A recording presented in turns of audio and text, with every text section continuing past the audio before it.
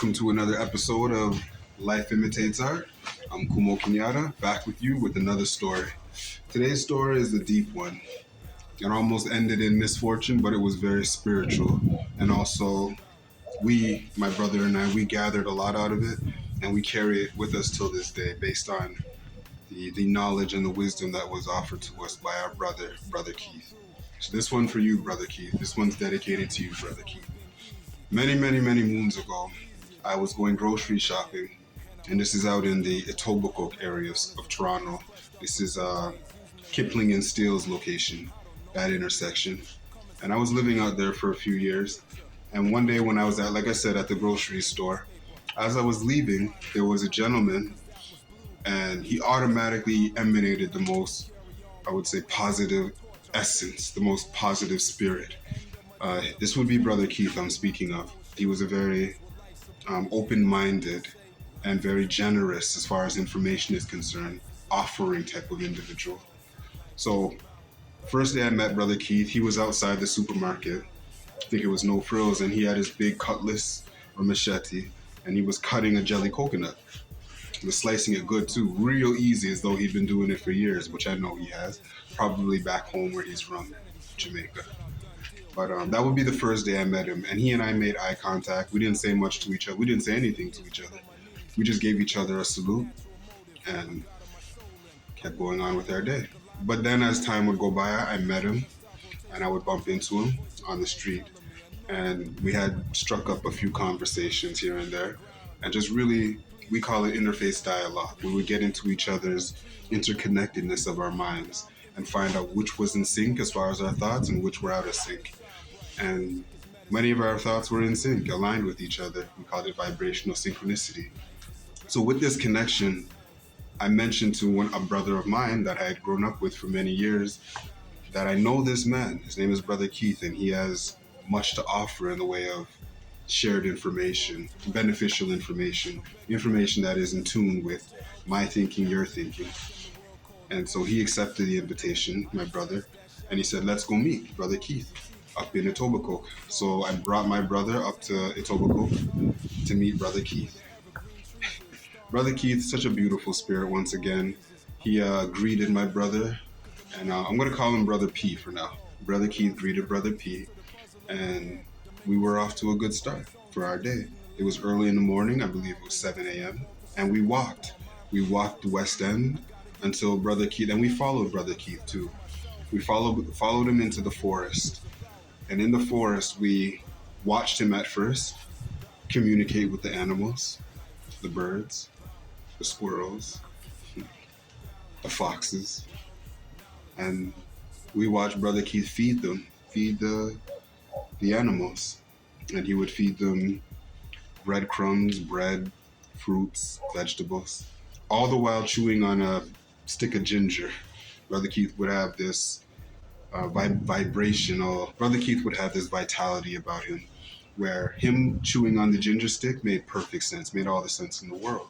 So he's feeding the animals, and he offered us, he said to us, do you want to feed the animals as well? And he reached into his backpack and pulled out food for the animals and put some in my hand and put some in Brother P's hand. We all shared in the feeding of the animals in nature, even watered the trees, Brother Keith did. Deep individual. We continued walking through the forest. We got to a little ravine, a creek, and a river. We got to a river. And in the river, we saw a fleet of ducks. All three of us joined in feeding the ducks, feeding the animals. If you've never fed the live animals the way that we did before, it's something I'm sure you would turn your shoulders up against. But once you try it, it's a feeling that you can't describe. It brings you peace, and it brings you in unison with your environment, your natural environment, and really pulls you and pushes you further away from modern civilization. It makes you want to join in, can reconnect with the earth itself, the natural earth. That aside, fed the ducks, and this is where the story takes its twist. Brother Keith asked us to follow him on our journey, and he brought us to the edge of a cliff. It's like the Scarborough Bluffs, where anyone from Scarborough or Toronto who's familiar with the Scarborough Bluffs know how daunting an appearance that the Bluffs gives you. It gives you a vibe of almost fear. fear because it's so high up, and down below are just boulders and rocks hanging out of the cliff. It just looks violent. So we're standing at the edge of the cliff, and Brother Keith turns around and he looks at us and he says, "You ready to trod down this cliff?" I just looked at Brother P and I was, I don't think this is gonna happen. So, but Brother Keith was adamant, and he said, "Okay, just follow me and watch as I go." I watched this man hurtle down the cliff. My heart started to beat out of its chest. I was like, "He's not gonna make this one. We're about to watch. This is."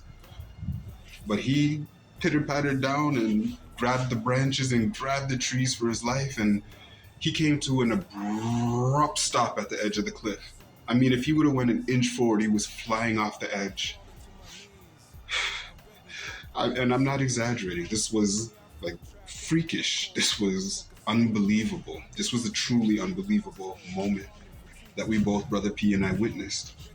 Brother Keith came down that cliff full speed. He couldn't stop himself. He was grabbing onto the trees as an anchor, support. And he abruptly stopped at the end, grabbing onto a tree before he flew off the edge of the cliff. And he turns around to me and he says, "You're next, follow me." I said, "You're right." Brother P decided to give it a shot, but he used the trees and the branches as a guide so that he would ease himself down the cliff as slowly and securely as possible.